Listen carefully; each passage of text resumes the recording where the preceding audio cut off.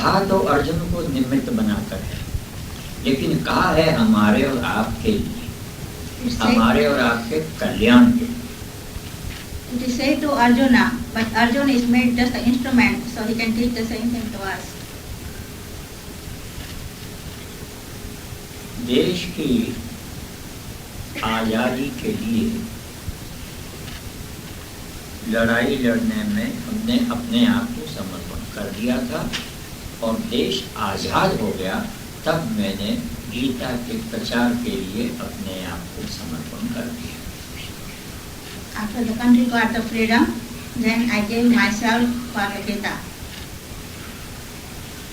आजादी के लिए समर्पण करने में मुझे सफलता मिली और हमारा देश आजाद हो गया और बहुत सारे मेरे चेला लोग मिनिस्टर भी बन गए, मुझे भी बना रहे थे लेकिन मैं नहीं बना। I got successful as far as the freedom of the country, and then all my friends became the ministers, but I didn't want to be one. अब मैं गीता के लिए लोगों को कहा करता हूँ कि गीता पढ़नी शुरू कर दो, और जिन जिन ने पढ़नी शुरू की है उनको मैंने देखा है निहाल। Then I asked people to study Gita, and I have seen that whoever is studying Gita are really successful. They are really grateful. आपको मैं ये सलाह देने के लिए यहाँ आया हूँ कि आप जब भी फुर्सत मिले आपको 3 मिनट 4 मिनट आप गीता जरूर पढ़ा करें। I came to tell you this. Whenever you find time, study Gita for 3 minutes, 4 minutes, whatever time you find. Gita नहीं है तो आप मुझसे गीता ले जाएं। If you don't have Gita, then take it from me. और गीता पढ़ना नहीं आता है तो बहुत जल्दी हमारे यहाँ श्रीमती सरोज और श्रीमान बाबू कामत, उल्लास कामत, ये ऐसी व्यवस्था कर देंगे कि ये आपको पढ़ा देंगे। And if you don't know how to study Gita, then Saroj and Ullas Kamat are going to start classes and they will teach you Gita. आप कहो कि यहाँ हम कैसे आएंगे पढ़ने के लिए, तो हम आपके लिए मोटर का इंतजाम कर देंगे, आपको घर से ले आएंगे और फिर घर पर छोड़ देंगे। Guru said, if you don't know how to come to Gita ashram, then we'll help you. We'll send a car for you and we'll bring you here. And then leave you there.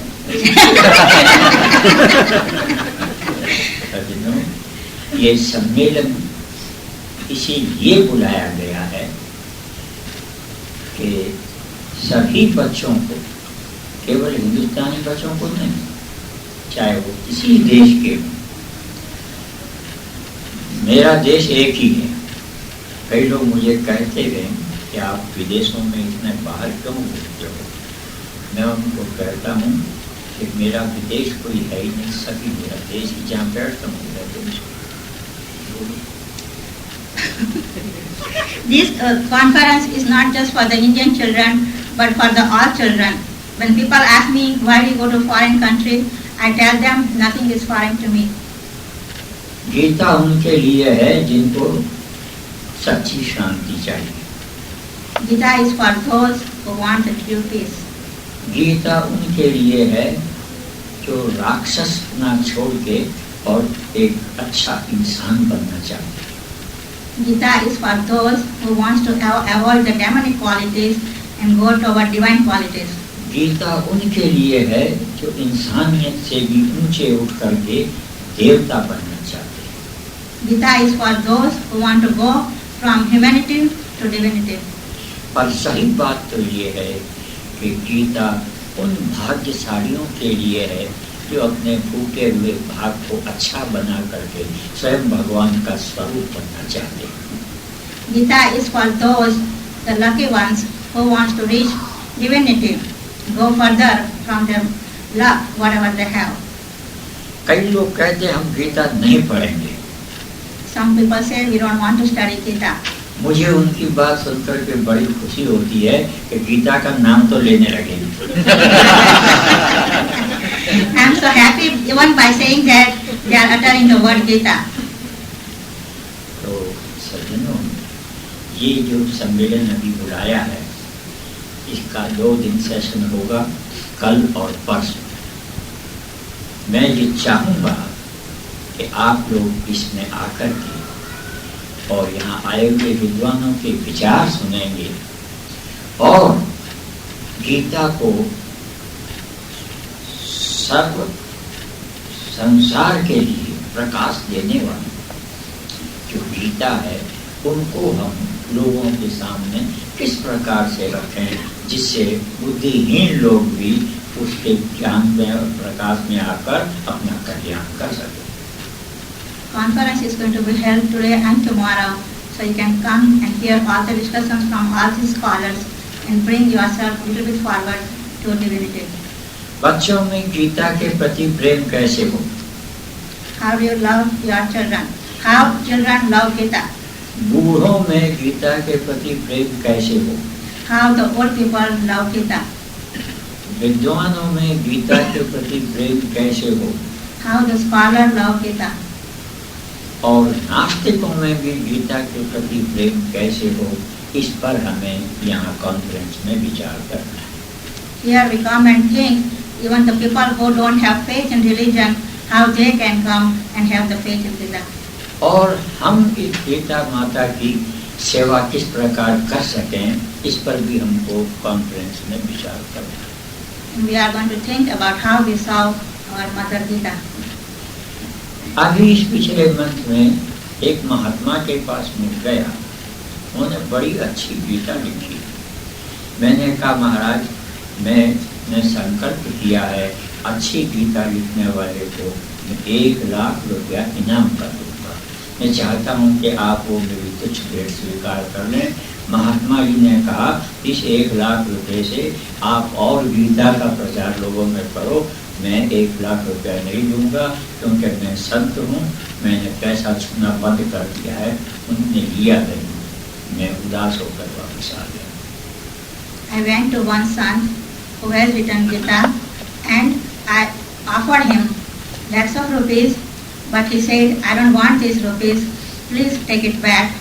His aim was just to write Gita, he doesn't want to make any money.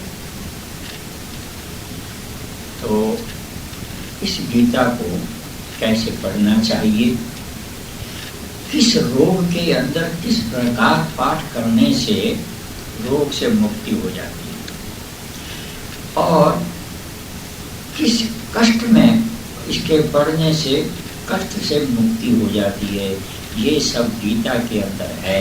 जब आप गुरु के पास बैठ के पढ़ेंगे तो वो आपको बता देंगे। When you study Gita at the feet of the Guru, you will know how to go from pain to pleasure. जिसने पढ़ी है उनको अलौकिक लाभ हुआ है। Whoever has studied it has got plenty of advantages. अगर मैं आपको वो सब बातें सुनाऊं तो अभी रात हो जाएगी, क्योंकि 10:15 बज गए हैं और कहीं ऐसा न हो कि आप मुझसे बोर हो जाएं और कल आओ नहीं। I'm not going to give you all the details because it's already 10:15 and he doesn't want you to get bored. लेकिन मैं कल और परसों 2 दिन यहाँ हूँ, आपको बताऊंगा और आपको बोर इसलिए नहीं करना चाहता हूँ कि कोई भी दुकानदार या बिजनेसमैन ये नहीं चाहता कि उसके कस्टमर उसकी दुकान पर आना बंद कर दे। I don't want to bore you so much that you won't come back tomorrow. मेरा यही बिजनेस है और आप सब मेरे कस्टमर हैं। This is my business and you are my customer.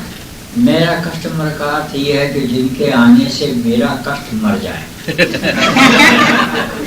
When you come, then my pains are gone and that's my business.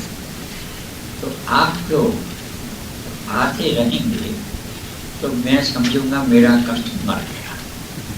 If you keep on coming, my pain will go away. और आपने आना बंद कर दिया तो मैं भी फिर इस मार्केट में आना बंद कर दूंगा, अपनी दुकान कहीं और जगह ले जाऊंगा। If you stop coming, then I'll have to go somewhere else. मेरे ख्याल में जैसे यहाँ पर मैकडोनल्ड की बहुत सारी ब्रांचेज है,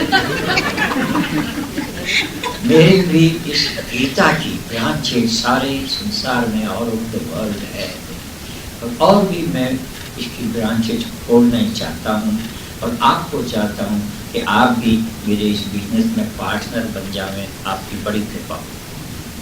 There are so many branches of Gita Ashram all over the world, and I want to start many more, and you can help me in doing it.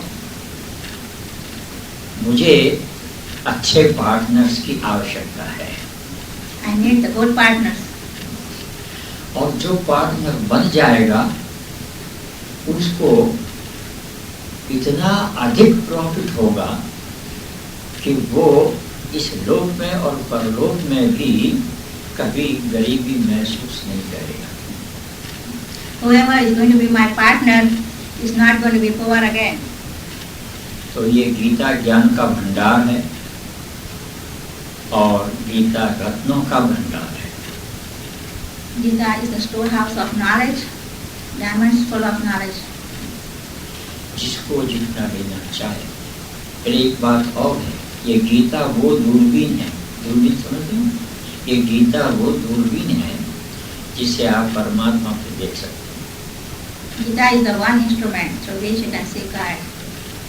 एक बार इसको इसी गुरु से लेकर के देखना सीख लो, आपको ईश्वर के दर्शन हो जाएंगे। कई लोग कहते हैं ईश्वर कहाँ है, किसने देखा है? हम कहते हैं कि आओ हम दिखा देंगे, घमंड से नहीं पर गीता के विश्वास से। Learn to look at it with the help of Guru and you will get the result. Arjun ने देखा है गीता सुन करके, भगवान का रूप कहता है महाराज मैंने ये आपका जो देखा है, दृष्ट्वेमं रूपम तब सौम्यम जनार्दन, महाराज मैंने आपका स्वरूप देख लिया। अर्जुन झूठ नहीं बोल रहा। और भी जिन ने गीता को अच्छी तरह से सदगुरु से ग्रहण किया है उन्होंने देखा है, और मैं भी भगवान झूठ न बोला भी तो मैं आपको कह सकता हूँ तो मैंने भी देखा है। और यदि आप उसी प्रकार गीता को उसी दृष्टि से देखना चाहें तो आप भी देख सकते हैं। महात्मा गांधी ने गीता को माँ के रूप में देखा है और मैंने गीता को ईश्वर के रूप में देखा है। सारे विश्व का वो कल्याण कर सकती है, ऐसा मेरा विश्वास है। मैंने अनुभवित केवल नहीं किया, प्रत्यक्ष देखा। Arjun has seen this form. Guruji says, I have seen this form too. Whoever wants to see it can do it. अब आप एक बार भगवान कृष्ण की जय बोल दो, और जैसे मैंने पहले कहा कि आपको बोल नहीं करूँगा, नहीं तो आप कल आओगे नहीं, फिर आप अपने घर जा सकते हो। बोल कृष्णचंद्र भगवान की जय। जय अगर आपके मुंह से अच्छी निकली तो मैं समझूंगा कि आप बोल नहीं गए, और जय अगर मरी मरी निकली तो मैं समझूंगा आप बोल हो गए हैं। तो फिर मैं कल से ऐसा पाप करूंगा नहीं कि आपको बोल करूँ। तो प्रेम से और हाथ ऊपर करके कमर सीधी करके जय बोल। बोल कृष्णचंद्र भगवान की जय। तो बोल नहीं, फिर मैं आपकी फ्री सर्विस हमेशा करता रहूँ। हरिओम तत्सत।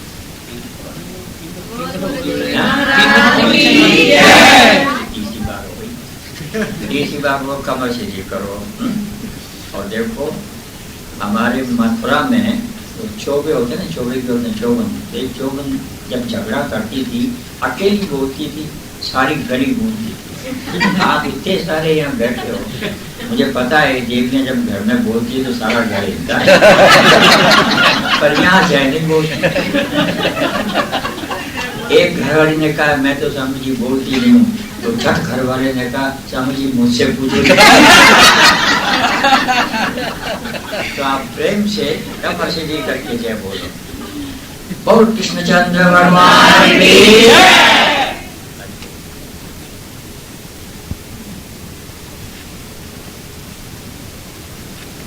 उपस्थित गीता प्रेमी और प्रभु भक्तों के रूप में मेरी अपनी ही आत्मा हो। Dear Gita devotees and my own soul within you. Shrimad Bhagavad Gita आज से 5000 वर्ष पहले अर्जुन को निमित्त बनाकर जगत के जीवों के कल्याण के लिए कही गई थी। Bhagavad Gita was said 5,000 years ago, making Arjun as a medium for the benefit and welfare of mankind. लोग जिनको की गीता का पूरा ज्ञान नहीं है, वो गीता को एक धार्मिक पुस्तक या एक संप्रदाय की पुस्तक मानते हैं। Those who do not have the full knowledge of Gita consider Gita as a religious book. जिस प्रकार भगवान किसी एक जाति के या किसी एक देश के या किसी एक संप्रदाय के नहीं हैं, ऐसे ही सूर्य भी किसी एक देश या एक जाति का नहीं है। ठीक उसी प्रकार गीता भी किसी एक देश या एक जाति की नहीं है। Like God does not belong to a nation or a cult or a religion, like sun does not belong to a given country or group of people, likewise Gita is not made for one religion or one group of people. It is made for all humankind. आज से 35 वर्ष पहले की एक बात मुझे याद आई है, वो मैं आपको सुनाना चाहता हूँ। I just remembered a story 35 years ago that I would like to share with you today. Mathura के गीता आश्रम में एक दिन गीता सम्मेलन था और डॉक्टर राधा कृष्ण, जो कि भारत के राष्ट्रपति भूतपूर्व थे, वो उस सम्मेलन में बैठे हुए थे। In Mathura Gita Ashram, the president at that time, Dr. Radhakrishnan, was present in that Gita meeting, Sammelan. उस सम्मेलन में एक सज्जन अमेरिका से भी वहाँ आए हुए थे। In that meeting, a gentleman from United States of America also was present. उन्होंने कहा कि मैं भी कुछ बोलना चाहता हूँ गीता के ऊपर, मुझे थोड़ा सा समय मिलना चाहिए। He asked to get some time and wished to express some thoughts on Gita and wanted some time. उनको समय दिया गया और उन्होंने अपना भाषण शुरू कर दिया। He was of course given the time and he began to speak.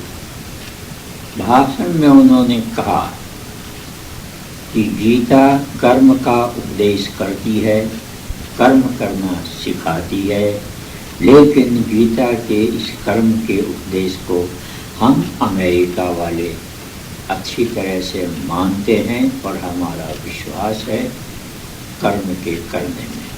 He mentioned and said, we Americans believe in action, we firmly do that in our country and that has been our conviction and we do it that way. Bharat के लोगों को भी चाहिए कि वो गीता के इस कर्म के उपदेश को जाने और माने। He also advised to the people of India that they should also believe in action, learn and do it. America सब प्रकार से भारत की इस मामले में सहायता करने के लिए तैयार है। America is ever ready to assist and help India in this respect. लोगों ने बड़े प्रेम से तालियां बजाई। People very happily clapped on that. कि इन्होंने हमारे लिए बड़ी सहानुभूति प्रदर्शित की है। that he expressed a very friendly, sympathetic view towards us. उनके बाद ही जब बोलने की बारी मेरी आई तो मैंने उनसे कहा कि अमेरिका ने गीता के कर्म को जैसा समझा है वो ठीक नहीं है। गीता के कर्म को समझने के लिए अमेरिका को चाहिए कि भारत में आवे और वहाँ के ऋषियों के पास बैठ करके गीता के उपदेश को समझे। When the turn of Guruji came, he mentioned to the gentleman from States, the way you to describe the action from Gita in America is not correct one. If you really want to act on Gita, you must come to India, live with rishis in India, and learn the real meaning of action, the karma, and then act on that. Gita कर्म का उपदेश नहीं सिखाती है। Gita does not teach the preaching of action. जितने भी मनुष्य पैदा हुए हैं, पैदा होते ही उन्होंने कर्म करना शुरू कर दिया और जिंदगी भर कर्म करते रहे हैं और मरते दम तक कर्म करते रहेंगे। The people who are born starts acting right at the beginning and keep acting and doing the actions until they die. तो उसमें सीखने की क्या बात है? So what is there to learn to act in this? कोई carpentry सीखता है, कोई टेलरिंग सीखता है, कोई इंजीनियरिंग सीखता है। गीता ये सब किसी को नहीं सिखाती है, ये मनुष्य अपने आप ही सीख लेता है। Someone learns to act as a carpenter, as an engineer, as a tailor. But Gita does not teach to become these professionally oriented, actions-oriented people. जो जिसके घर में पैदा हुआ है वो अपने पूर्वजों के द्वारा परंपरा से आई हुई विद्या को अपने आप ही बिना किसी यूनिवर्सिटी या कॉलेज में गए ही सीख लेता है। The one who is born in a given tradesman's home automatically learns that trade. He doesn't have to learn it from Gita. It is automatic. Gita जो उपदेश देती है वो तो कुछ और है, वो ये कर्म करना नहीं है। What Gita preaches is something else. It is not acting like this. स्त्री हो या पुरुष पैदा होते ही कर्म करते हैं। Whether it's a man or woman, right at the beginning of birth, they start acting and working on actions. American हो या अफ्रीकन या एशियन या यूरोपियन, पैदा होते ही कर्म करना आरंभ कर देता है और जीवन भर कर्म करता है और कर्म करते करते मर जाता है। Whatever be the nationality, right at birth, the person starts doing actions, keep acting while living, and until he dies, keep doing some kind of actions. Gita उनको कर्म करना नहीं सिखाती। Gita does not teach this kind of action to them. Gita सिखाती है कि कर्म के अंदर अकर्म को देखे और अकर्म के अंदर कर्म को देखे तो वो जीवात्मा अपने जीवन को सिद्ध कर सकता है, सफल कर सकता है। Gita teaches us to see action in inaction and inaction in action. Only learning that a person can be successfully depart from this world. ऐसा करने से वो साधारण मनुष्य नहीं रहता है, वो एक सर्वश्रेष्ठ मानव बन जाता है। By learning and doing so, he does not remain an ordinary person. He becomes a superman, a superhuman.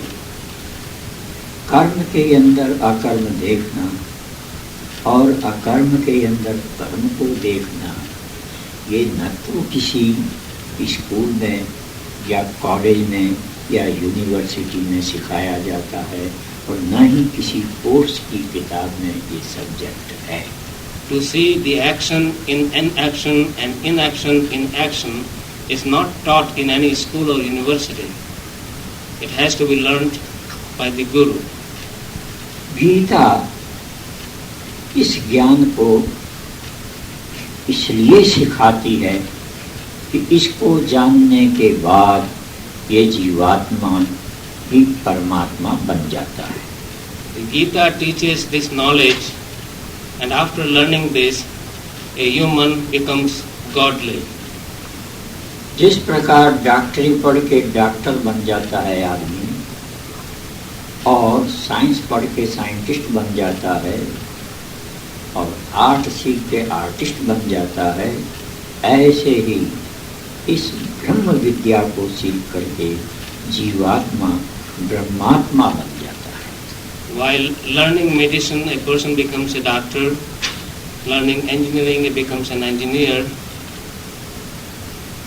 Likewise, by learning the art of Gita, the person becomes godly, very close to God. एक मंत्र के अंदर गीता में ये बात अच्छी तरह से समझा दी गई है। In one of the verses of Gita, this phenomena has been very clearly explained. और वो ये है कि कर्मण्य कर्म यह पश्येत कर्मणि च कर्म यः सबुद्धिमान मनुष्येषु संयुक्तः कृत्स्न कर्मकृत्। Guruji just recited the mantra in Sanskrit. इसका मतलब ये है कि कर्म के अंदर अकर्म को देखना सीख जाता है और अकर्म के अंदर कर्म को देखना सीख जाता है, तो इस संसार के मनुष्यों में वही मनुष्य बुद्धिमान है और उस मनुष्य को इस संसार में कोई भी कर्म करना बाकी नहीं रह जाता है। The result of this verse is that once a person learns to understand inaction in action and action in inaction, he doesn't have to learn the art of action anymore. He learns it all about the action. फिर उसके लिए कोई कर्म करना बाकी नहीं रहता। For him, no action remains to be done. वह संपूर्ण कर्मों का कर्ता मान लिया जाता है। He is considered to be doer of all the actions. मैंने उनसे कहा, अमेरिकन भाई से, I mentioned to the American brother at that time, कि कर्म के अंदर अकर्म को कैसे देखते हैं how to और अकर्म के अंदर कर्म को कैसे देखते हैं। ये सीखना हो तो भारत में आकर के ऋषियों से गीता सीखनी चाहिए। ये ज्ञान गीता सिखाती है। how the art of learning the action in inaction and inaction in action, you must come to India, live there, stay with rishis and learn it from Srimad Bhagavad Gita. Gita arms या ammunitions या bomb बनाना नहीं सिखाती है। Gita does not teach how to make nuclear bombs or guided missiles. Gita कपड़ा या लोहे का सामान, टाइपराइटर आदि बनाना नहीं सिखाती है। Gita also does not teach how to weave clothes or to make small machineries like typewriters from iron. ये कर्म है, कर्म योग नहीं है। What we just mentioned is an action, but it's not a yoga of action. कर्म योग तो उसको कहते हैं कि जिस कर्म के करने से ये जीवात्मा परमात्मा को पा लेता है। By doing this karma yoga, this human soul becomes godly soul, becomes Paramatma. परंतु ये मशीनों का कर्म करके ये जीवात्मा परमात्मा को प्राप्त नहीं करता है, केवल पैसा प्राप्त कर सकता है। By working and producing machines, one cannot attain to God. one of course can attend and get money, but not God. ये देवियां को कईयों को मैंने देखा है, अस्पताल में बैठी है तो और हवाई जहाज में बैठी है तो कुछ फंदे करती रहती है। उन फंदों से परमात्मा नहीं मिला करता है, उस फंदों से पैसा मिलता है। Guruji mentions that he has seen some ladies who keep using the crochets and threads and trying to create some kind of clothes and keep doing some actions, keep working. But by doing that, they can end up getting a cloth, but do not attend to God. सत्संग में भी बहुत सारी देवियां फंदे डालती रहती है। In satsang also, some do this kind of acts. इस कर्म से पैसा शायद मिल जाए, परमात्मा नहीं मिलता। By acting that way, one may get some money, finances, but not God. तो उसने मुझे पूछा कि कर्म में अकर्म कैसे देखा जाता है और अकर्म के अंदर कर्म को कैसे देखा जाता है। Then that gentleman did ask the question, how do we see action in inaction and inaction in action? तो एक दृष्टांत देकर के मैंने उनसे कहा कि एक राजा था। He gave an example of a king. उसके 4 लड़के थे। He had 4 children. उसके गुरु महाराज राजा के आते थे तब खूब सत्संग होता था और फिर गुरु महाराज वापस चले जाते थे हरिद्वार पर। Guruji used to come at that time. There were a lot of devotional discourses, but after that, when Guruji went back to Haridwar, then it was stopped. एक दिन राजा मर गया और गुरुजी आए तो राजा के लड़कों ने कहा कि पिताजी का तो देहांत हो गया है, अब आप हमको ही ज्ञान सिखाया करो और आज से हम आपके चेला बन जाते हैं। हमने अभी तक गुरु नहीं बनाया और वो उनके चेला बन गए। Time came, the king expired and passed away. Then Guru came back to the kingdom, but king was not there. So the 4 children did ask Guru that our father has passed away. Now we are ready to learn jnana, the knowledge from you. So please make us your disciple. We are willing and ready to learn from you. 20 वर्ष हो गया सत्संग करते करते, तो एक दिन चारों लड़कों ने कहा कि महाराज आपको 20 वर्ष हो गए हैं हमारे साथ सत्संग करते हुए और इससे भी ज़्यादा वर्ष हो गए हमारे पिताजी के साथ सत्संग करते करते, लेकिन आज तक ईश्वर तो न पिताजी ने देखा है और न हमने ही देखा है और शायद आपने भी नहीं देखा है। तो सचमुच ईश्वर है भी या खाली बातें ही करनी होती है ईश्वर? It is now 20 years after that, and the 4 children of the king asked Guruji that we have been participating in your discourses for 20 years and many more years we participated while our father was alive, and we have now some questions because we have not seen God as yet and we believe our father has also not seen the God, so we are now doubting whether you have also seen the God or not. The question was posed. सैकड़ों मंदिर, सैकड़ों गुरुद्वारे, सैकड़ों मस्जिदें और सैकड़ों churches, अनेक वर्ष हो गए हैं वहाँ लोग जाते हैं और आते हैं। वो पुराने हो गए हैं, वो तोड़ दिए गए हैं, फिर नए बन गए हैं, परंतु अभी तक उनमें भगवान को किसी ने देखा हो ऐसा हमने नहीं सुना है। Several temples, several mosques, several churches, people go for years. The temples became old, mosques became old, new temples, mosques and churches were created. But yet, not anyone has ever said that I have really seen God as yet. गुरुजी, क्या आपने भी भगवान को कभी देखा है या खाली बातें ही बातें हुआ करती है सत्संग में? Those 4 sons of king asked Guruji point blank, Guruji, have you really seen God as yet or you are only talking about it? गुरुजी ने कहा कि बच्चों, अगर भगवान को देखना है तो तुम्हें इस संसार से विमुख होना पड़ेगा।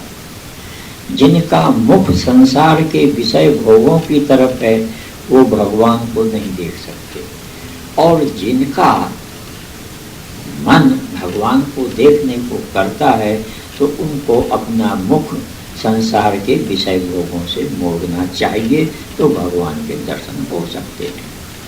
Guruji mentioned and told them that if you want to see God, then you have to change your direction against the worldly pleasures. Once you change your direction, then the possibility of your seeing God will begin. अगले साल जब गुरुजी आने वाले थे तो एक बेटा ने पहले सोचा कि संसार के विषय भोगों को कैसे छोड़ा जाए, तो उसने अपना सारा फर्नीचर वगैरह जितना भी था, कपड़े लत्ते जितने थे सब जला दिए, और अपने कपड़े भी जला दिए, और जो राख थी वो चुपड़ करके अपने शरीर पे लगा ली, और कहा कि गुरुजी को कहूँगा कि मैंने सारे संसार के विषयों से मुंह मोड़ लिया है। When Guruji was to come again to the kingdom, then one of the four kids or the sons of the king wanted to make a point to prove that he is going against the materialistic world. He took all of his estate, clothes, furniture and burnt them into ashes, proving that he is going against the materialistic living, and used that ashes of the property on his body and said, that's all my property is. I have no attraction toward the worldly properties now. दूसरे ने सोचा कि ऐसे जला देने से क्या फायदा है, इसको तो जलाना नहीं चाहिए, ये भगवान के अर्पण कर देना चाहिए धर्म के काम में। तो उनने एक बिल बना दी और उसमें लिख दिया कि ये सारा मैंने भगवान के अर्पण कर दिया है, और एक ट्रस्ट बना दिया, और उसमें ये लिख दिया कि जब तक मैं जीऊँगा ट्रस्ट का चेयरमैन मैं रहूँगा, और मेरे मरने के बाद मेरा बेटा रहेगा, और मेरे बेटे के बाद मेरा पोता रहेगा, और कोई बेटे पोते न रहे तो मेरा दामाद इस ट्रस्ट का चेयरमैन हो जाएगा। The second son thought the first brother did not do a good job by burning and destroying the property. Since we want to attend to God, he created a religious trust and put all of his property in that trust and said that this property now belongs to the church or the temple or this religious trust, and made himself as the chairman of that trust, and mentioned in the instrument of the trust that if I die, then my son will be the chairman of the trust. If he dies, then his son will be the chairman of the trust, and if even he doesn't remain, that the then son-in-law will become the chairman of that trust. तीसरे ने सोचा कि ये भी तरीका ठीक नहीं है। उसने अपनी सारी प्रॉपर्टी मूवेबल जितनी थी सब डिस्पोज ऑफ कर दी, और बेच के जो नोट आए थे वो एक गद्दी के अंदर डाल करके और उसके ऊपर गद्दी पर आसन लगा के बैठ गया। The third one thought the first two did not do the right job. He sold all of his property, converted them into the bills, put those bills in a pillow and started sitting on those pillow while doing meditation and thinking about God. चौथे ने कहा कि अब क्या करें, तीनों भाई तो समाप्त हो गए अपने कर्म धंधे से, और उसके पास अब मोनोपोली हो गई, और अपना पहले से चौगुना धन हो गया, चौगुनी दुकानें, चौगुनी मिलें, क्योंकि तीनों भाई हट गए थे मैदान में से, तो सारा मार्केट उसके हाथ में आ गया। The fourth one had a different philosophy. He says, my three brothers are not in business anymore, so he put more energy and expanded his business. His business became manifold. Mahatma ji लौट के आए, आते ही एक ने कहा, महाराज अब भगवान के दर्शन कराओ, मैंने सारे विषयों से मुंह मोड़ लिया है, किसी विषय से अब मेरा संबंध नहीं है। Now when the godly man came back to the kingdom, the first son was very happy, came running to the Mahatma Ji and said, please show me the God now. I am totally on the opposite direction of the worldly pleasures. You told me that I will see God when I am against this materialistic attachment. उसने कहा तेरी सारी इतनी property थी उसका क्या हुआ? उसने कहा मैंने सबको जला दिया है। The saint asked, what happened to your property? He says, I burnt it all into ashes. I don't have anything now. गुरु जी ने उसके 2 थप्पड़ मारी कहा, मूर्ख, ये दुनिया भगवान का बगीचा है, इसमें तुमने आग लगा दी, भगवान तुझे दर्शन नहीं देंगे, तुझे सजा देंगे। अगर कोई माली अपने मालिक के बगीचे में आग लगा दे और कहे कि अब पानी वानी देने का झगड़ा छूट गया हमारा, तो मालिक उस पर खुश होएगा या सजा देगा?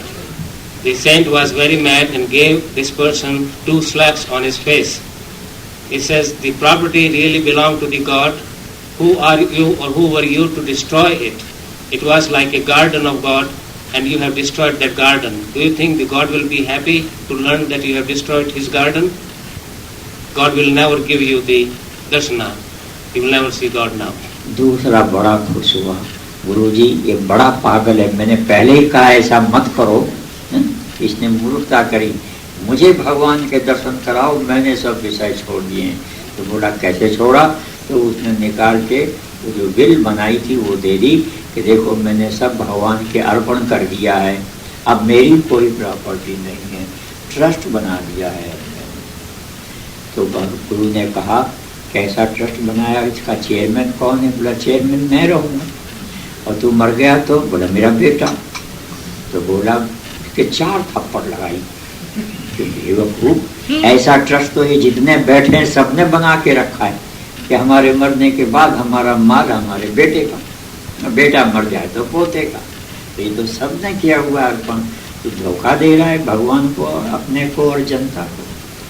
4 थप्पड़ लगाई। The second son became very happy. He says, I'm glad that I did not destroy the property. I won't be getting these 2 slaps. When Guruji, the saint, came to him, he says, Guruji, I have not destroyed anything. I have kept it intact and everything is preserved. So God will be happy at me. The saint asked, what did you do? He says, I have put all of this property in the trust. It has not been destroyed and everything is preserved. Then saint asked, what will happen to this property after you die? Well, after I die, then it will go to my son. He will be the chairman of the trust. And after he dies, then it will go to his son, and so on and so forth. Guruji and the saint looked at him, gave him 4 slaps, and says, you are making all of us fools. What did you do something new? This happens to this whole world anyway. When father dies, things go to his children. When children die, it goes to their children, and so on. You created a will and became the chairman, and in the will you created the chairman after you as your children, and so on and so forth. You did not do anything different. You are making fool out of God, and he got 4 slaps on his face. तीसरा आया, उसने कहा गुरुजी मैंने पहले ही इसको कहा था कि इसका नाम चैरिटी नहीं है और ये त्याग नहीं है, मुझे आप दर्शन कराओ, भगवान का दर्शन मुझे होना चाहिए।